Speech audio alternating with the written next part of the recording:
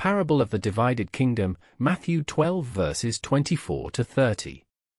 But when the Pharisees heard this, they said, "It is only by Beelzebul, the prince of demons, that this fellow drives out demons." Jesus knew their thoughts and said to them, "Every kingdom divided against itself will be ruined, and every city or household divided against itself will not stand.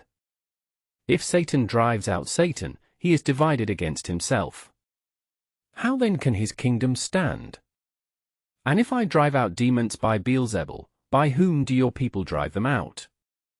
So then, they will be your judges. But if it is by the Spirit of God that I drive out demons, then the kingdom of God has come upon you. Or again, how can anyone enter a strong man's house and carry off his possessions unless he first ties up the strong man? Then he can plunder his house. Whoever is not with me is against me, and whoever does not gather with me scatters.